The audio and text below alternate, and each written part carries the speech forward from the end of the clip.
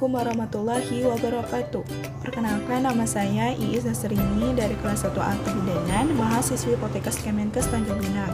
Pada kesempatan kali ini, saya akan menjelaskan mengenai materi kebutuhan fisik dan juga kebutuhan psikologi pada ibu hamil. Sebelum memasuki materi tersebut, apa yang kita ketahui mengenai kehamilan? Kehamilan merupakan suatu proses yang dialami seorang wanita pada umumnya, di mana proses tersebut membawa perubahan seperti perubahan fisik, mental, dan juga sosial. Dari perubahan tersebut juga membawa secara bersamaan berbagai kebutuhan yang dibutuhkan oleh ibu hamil. Lalu apa saja kebutuhan-kebutuhan tersebut? Simak pada slide berikutnya.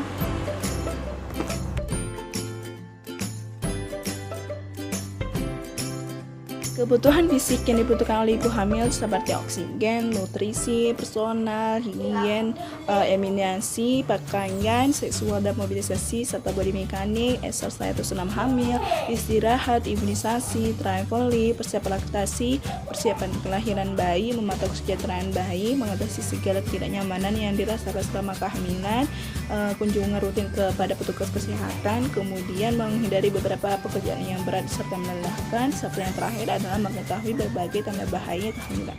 Baik, yang pertama adalah oksigen. Oksigen seperti kita ketahui merupakan peranan yang sangat besar dan paling penting bagi kehidupan makhluk hidup, terutama bagi ibu hamil.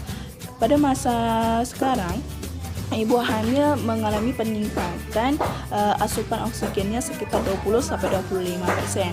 Nah, adapun juga masalah yang dialami oleh ibu hamil mengenai kasus oksigen tersebut, yaitu sesak napas seperti asma. Untuk mencegah hal tersebut, ibu hamil harus melakukan beberapa hal seperti melatih pernapasannya saat sedang hamil, tidur dengan bantal yang tinggi, kemudian tidak boleh makan yang terlalu banyak, serta hindari asap rokok, melakukan kunjungan yang rutin apabila mengalami gejala atau tanda-tanda dari sesak napas atau asma. Kemudian yang terakhir adalah posisi miring ke kiri yang sangat dianjurkan karena dapat meningkatkan uterus perfusi serta meningkatkan dari oksigenasi dari fetal placenta dengan cara mengurangi dari tekanan vena ascendens atau hipotensi dari supin. Kemudian ada nutrisi. Nutrisi atau asupan gizi seimbang yang dibutuhkan ibu hamil meningkat sekitar 15%, di mana 40% bagi janin dan 60%-nya bagi ibu hamil. Nah, pada saat ini secara normal ibu hamil akan mengalami penambahan berat badan sekitar 11-13 kg. Pada trimester yang pertama, ibu hamil akan mengalami penurunan berat badan karena nafsu makannya yang kurang serta sering mual dan juga muntah. Namun pada kondisi ini, ibu hamil juga tetap menjaga kondisi pola makannya, yaitu dengan cara makan dengan porsi yang kecil namun sering, serta makanan yang dikonsumsi seperti sup, susu, telur, buah-buahan, dan juga jus. Kemudian pada trimester kedua ini lebih baik karena nafsu makan ibu sudah mulai membaik serta kenaikan berat badan yang mulai lebih baik daripada sebelumnya. Asupan pada trimester yang kedua ini banyak mengandung sumber karbohidrat karena sumber karbohidrat ini berfungsi sebagai zat pembangun, zat pengatur, zat pelindung, dan sebagai sumber tenaga atau cadangan energi. Kemudian pada trimester yang ketiga, kenaikan berat badan ibu sangat meningkat karena diiringi oleh nafsu makan yang sangat baik daripada trimester sebelumnya.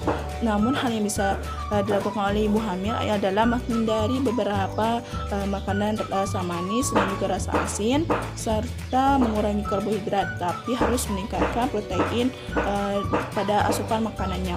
Mengapa demikian? Karena rasa asin atau rasa manis ini akan cenderung membuat pertumbuhan janin semakin besar sehingga dapat mengakibatkan nantinya faktor keracunan pada kehamilan. Kemudian ada personal higien. Personal higien atau kebersihan diri harus dilakukan oleh ibu hamil karena janin yang sehat pasti akan tercermin dari ibunya yang sehat. Baik yang bisa dilakukan oleh ibu hamil dalam melakukan personal higien ini seperti merawat badan atau dengan cara mandi yang secara teratur, merawat kuku, merawat rambut, merawat payudara, merawat gigi, serta tidak boleh melakukan pekerjaan yang bisa menimbulkan infeksi atau kuman dari bakteri. Kemudian selain dari personal hygiene ada juga pakaian. Pakaian di sini yang dianjurkan untuk ibu hamil itu harus longgar. harus longgar, tidak boleh ketat apalagi di leher, dan tidak boleh ketat pada di lingkaran perut. Lalu pakaian yang harus dipakai ibu hamil juga ringan, mudah dipakai, nyaman, serta mudah menyerap keringat. Selain dari pakaian tersebut, ibu hamil juga dianjurkan untuk memakai sepatu atau sendal yang tidak boleh lebih dari 1 inci karena akan menimbulkan cedera serta mengganggu kestabilisasi keseimbangan tubuh. Selain pakaian, ada juga eliminasi. Eliminasi ini berkaitan dengan kesulitan buang air kecil dan juga BAB. Apa yang dimaksud dengan BAB atau sembelit? Hal ini dikarenakan terganggunya aktivitas usus besar dan usus halus. Akibatnya usus besar akan mengalami obstipasi atau gangguan yang mengakibatkan sembelit atau diare. Untuk mencegah kesulitan buang air kecil atau infeksi kandungan kemih, yaitu ibu hamil harus sering mengonsumsi air minimal 8 gelas per hari. Kemudian banyak melakukan kebersihan bagian vagina karena itu sangat rawan dan sangat fatal sekali ya untuk terkena infeksi bakteri atau kuman. Kemudian untuk mencegah terjadinya BAB atau sembelit, ibu hamil harus banyak makanan atau minum minuman yang berserat seperti buah-buahan ataupun daun bertujuh serta sayur-sayuran. Kemudian ada seksual. Sebenarnya hubungan seksual tidak diperkenankan bagi ibu hamil yang ibu hamil tua serta ibu yang mengalami kehamilan pertama karena dapat menimbulkan infeksi seperti pendarahan, kemudian kecacatan, kemudian keguguran, bahkan bisa menimbulkan kematian. Karena apabila hubungan seksual ini kurang higienis, maka air ketuban bisa pecah sebelum waktunya sehingga merangsang proses persalinan yang belum ditentukan. Nah, pada saat ini disebabkan oleh sperma yang dimana mengandung di dalamnya adalah prostaglandin.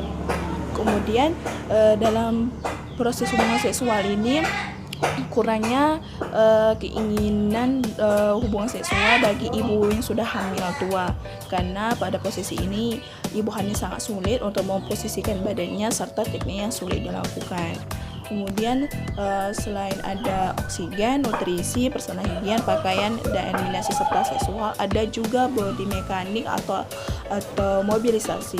Tujuan dari keduanya adalah agar ibu hamil mengetahui bagaimana caranya memperlakukan diri kita dalam melakukan berbagai aktivitas seperti dalam posisi berbaring, duduk, kemudian berdiri, dan juga memegang sesuatu barang dengan cara yang baik, aman, dan nyaman serta benar. Baik, dalam proses mobilisasi body mekanik ini salah satunya adalah cara apabila kita menyetrika, yaitu pada posisi yang berdiri dengan lama. Caranya adalah menampakkan salah satu kaki kita di alas kaki yang rendah. Lakukan secara bergantian. Bisa juga dilakukan dengan alternatif lain seperti menaiki sebuah kotak yang tingginya tidak boleh lebih tinggi dan tidak boleh terlalu rendah, yaitu sedang-sedang saja. Kemudian pada posisi duduk yang lama, di mana posisi badan kita lurus, kemudian kedua kaki kita harus menempel ke lantai, di mana posisi lutut lebih tinggi daripada paha. Kemudian ada body mekanik, itu juga menganjurkan di mana ibu hamil harus memakai sendal atau sepatu di mana semua alasnya tidak boleh lebih dari 1 inci hingga menopang seluruh badan dari ibu hamil untuk menghindari berbagai resiko cedera. Setelah ada body mekanik atau mobilisasi, ada juga senam hamil atau exercise. Dan tujuan dari senam hamil ini adalah mengatasi atau menghindari adanya deformitas atau cacat. Kemudian kita dapat melatih dan menguasai berbagai teknik pernapasan yang sangat penting pada saat proses persalinan. Kemudian kita dapat melatih dan mempertahankan kekuatan elastisitas dari otot perut, dinding perut, serta otot dasar panggul pada saat persalinan nanti. Kemudian kita dapat membentuk sikap tubuh yang sempurna selama kehamilan. Kemudian kita dapat memperoleh relaksasi yang sempurna. Baik, syarat untuk mengikuti senam hamil ini adalah usia kehamilan minimal 5 bulan atau usia 22 minggu. Tidak boleh memiliki riwayat persalinan sebelumnya, yaitu riwayat persalinan prematur, serta tidak boleh ibu hamil yang masih mengalami kesakitan dalam persalinan sebelumnya. Lalu pakaian yang harus dipakai oleh ibu hamil saat senam hamil adalah harus longgar agar bebas bergerak, tidak boleh tidak menyerap keringat, harus menyerap keringat. Kemudian lakukan senam hamilnya secara teratur dan juga rutin. Karena lakukan secara rutin ini bisa membawa hal yang positif bagi kehamilan ibu tersebut. Setelah lakukan dengan suasana yang tenang dan gunakan matras atau kasur sebagai alas saat kita melakukan senam hamil. Setelah itu, selain ada dari exercise atau senam hamil, ada istirahat. Istirahat bagi ibu hamil sama seperti kondisi sebelumnya, yaitu 8 jam dalam satu hari. Namun pada saat siang hari tidak boleh lebih dari 1 jam. Baik, setelah ada istirahat atau tidur, ibu hamil juga harus diimunisasi. Imunisasi yang dilakukan adalah imunisasi TT untuk mencegah terjadinya tetanus neonatal. Tetanus neonatal ini merupakan gejala yang sering dialami oleh ibu hamil. Makanya dilakukan imunisasi untuk mencegah hal tersebut atau kejadian-kejadian yang tidak diinginkan yang bisa membahayakan janin. Nah, jarak dari pemberian TT ini yaitu minimal 1 bulan antara TT1 dan juga TT2. Imunisasi yang dilakukan oleh ibu hamil ini harus diberi secara lengkap pada saat usia kehamilan 8 bulan. Kemudian ada imunisasi, pasti ada traveling untuk merefreshing, untuk meningkatkan mood, perasaan yang lebih fresh bagi ibu hamil. Traveling di sini juga memiliki beberapa peraturan. Ibu hamil jika melakukan perjalanan yang jauh harus melalui atau memakai transportasi pesawat udara biar lebih efektif untuk memotong atau menyingkatkan waktu. Kemudian ibu hamil juga saat memakai sabuk pengaman itu tidak boleh terlalu menekan pada bagian perut yang menonjol. Pada perjalanan yang jauh ini sebenarnya menimbulkan beberapa efek, yaitu konstipasi atau diare karena konsumsi yang kita makan seperti minuman dari pesawat ataupun tempat transportasi yang kita gunakan itu berbeda daripada yang kita konsumsi sebelumnya. Kemudian kita dapat terganggu stabilisasi sirkulasi kita, serta dapat terganggu dari oedema tungkai karena kaki kita terlalu lama bergantung saat duduk. Lalu hal yang bisa dilakukan oleh ibu hamil yaitu tetap menjaga kondisinya agar tetap fit. Tapi lebih baik ibu hamil tidak berpergian terlebih dahulu, apalagi perjalanannya yang sangat lama dan juga jauh. Itu harus diminimalisir ya ibu hamil. Kemudian ada juga persiapan laktasi. Persiapan laktasi atau persiapan menyusui ini adalah di mana ibu hamil harus mempersiapkan dirinya saat menyusui dengan cara memasuki kelas BPM, yaitu bimbingan persiapan menyusui. Dalam kelas BPM ini ada beberapa pelayanan yang diberikan, yaitu pelayanan tentang penyuluhan serta dukungan psikologi. Pelayanan penyuluhan ini meliputi keunggulan ASI, manfaat dari rawat gabung, perawatan payudara, perawatan bayi, serta mengetahui apa saja gizi dari ibu hamil dan menyusui, serta ada keluarga berencana. Kemudian ada juga pelayanan dari dukungan psikologi. Dukungan psikologi ini seperti memberitahu ibu, meyakinkan ibu tentang keuntungan dan kerugian dari ASI. Kemudian ibu hamil juga diberikan kepercayaan, dukungan, kepercayaan dan keyakinan agar sukses menjalani selama masa menyusui nanti. Mengikut sertakan atau melibatkan peran keluarga dalam proses pemberian ASI eksklusif bagi ibu hamil. Kemudian yang terakhir adalah memberikan kesempatan kepada ibu atau pasien untuk bertanya atau berkonsultasi mengenai hal yang belum ia pahami. Baik setelah dari persiapan laktasi ini ada juga persiapan kelahiran bayi. Nah, persiapan kelahiran bayi atau persiapan persalinan ini harus segera dilakukan dan yang paling penting agar tidak terjadi hal yang tidak diinginkan saat terjadi gawat darurat. Ada 5 komponen penting dalam persiapan kelahiran bayi ini. Seperti pertama adalah mempersiapkan rencana persalinan, seperti tempat persalinan, di mana kita bersalin, dengan siapa kita dibantu untuk bersalin, seperti itu.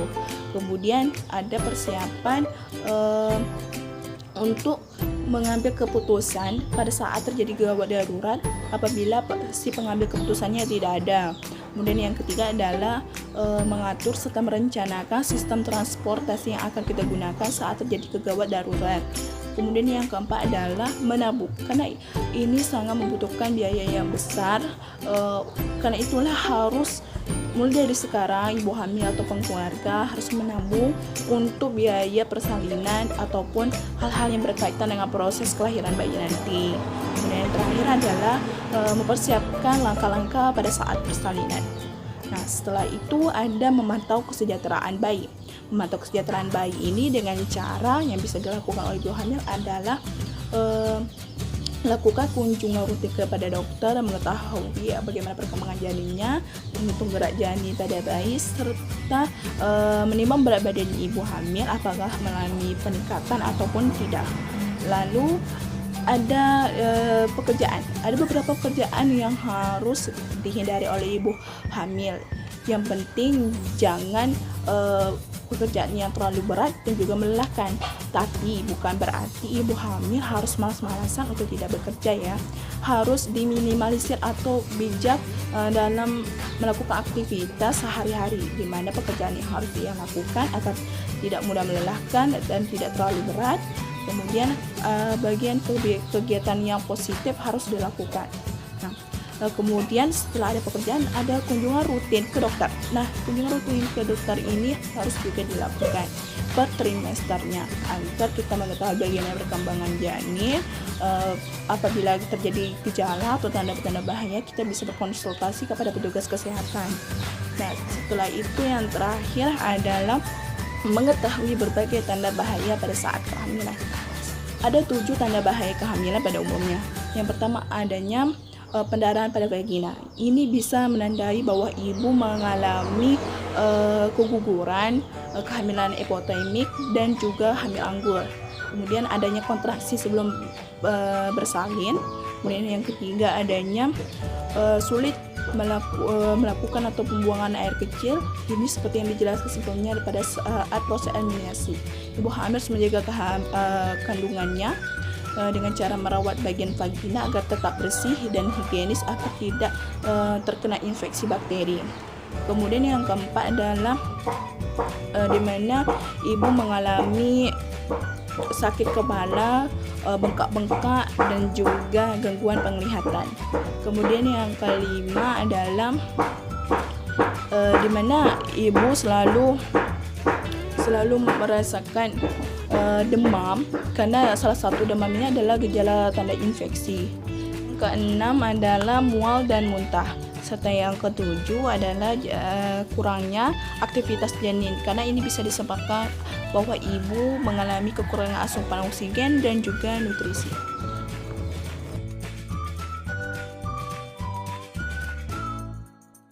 Baik, kebutuhan psikologis yang dibutuhkan oleh ibu hamil itu seperti kebutuhan psikologi, dukungan dari keluarga seperti suami dan juga orang tua, di mana peran suami di sini sangat utama yang dibutuhkan oleh ibu hamil, apalagi saat menemani saat persalinan, kemudian memantau kesejahteraan istri dan juga menghibur hati istri dan tidak boleh memarahi perasaan istri. Kemudian membantu pekerjaan istri agar lebih ringan, serta dapat menasihati istri mengenai kebaikan dirinya selama kehamilan. Kemudian dukungan dari orang tua, di mana di sini orang tua juga berperan aktif untuk memantau kesejahteraan bayi dalam proses kehamilan dan juga persalinan nantinya, di mana kedua orang tua memberikan nasihat dan juga dukungan serta motivasi agar ibu hamil lebih merasa percaya diri dan memiliki keyakinan untuk sukses pada saat persalinan nanti. Kemudian ada dukungan dari lingkungan seperti mengikuti beberapa sosialisasi mengenai tentang penyuluhan kehamilan, persiapan kelahiran bayi, cara merawat bayi dan sebagainya yang memiliki hal-hal positif. Kemudian mengikuti senam hamil yang juga berfungsi untuk kebaikan janin. Kemudian ada juga dukungan dari tenaga kesehatan. Dukungan tenaga kesehatan ini dibagi menjadi dua, yaitu pertama aktif mengikuti kelas antenatal, yang kedua adalah kegiatan pasif, yang dimana petugas kesehatan memberikan kesempatan kepada klien atau pasien untuk berkonsultasi mengenai masalah yang ia alami. Kemudian ada dukungan menjadi peran orang tua, di mana pada saat kehamilan juga menjadi tanggung jawab dan kewajiban yang besar setelah saat mendapatkan seorang anak itu menjadi orang tua, di mana peran orang tua sangat berat dan sangat besar tanggung jawabnya terhadap kesejahteraan anak. Kemudian yang terakhir adalah dukungan sibling, yaitu dukungan dari saudara kandung. Selain menjadi saudara, keluarga, saudara kandung juga memiliki keakraban yang lebih baik dan lebih erat juga kepada ibu hamil. Ibu hamil bisa melakukan curhat mengenai masalah yang ia hadapi dan juga mengurangi tekanan atau stres yang ibu hamil rasakan. Baik, sekian dari penjelasan saya mengenai materi kebutuhan fisik dan juga kebutuhan psikologis pada ibu hamil. Saya mengundurkan diri. Wabillahi taufiq wal hidayah. Wassalamualaikum warahmatullahi wabarakatuh.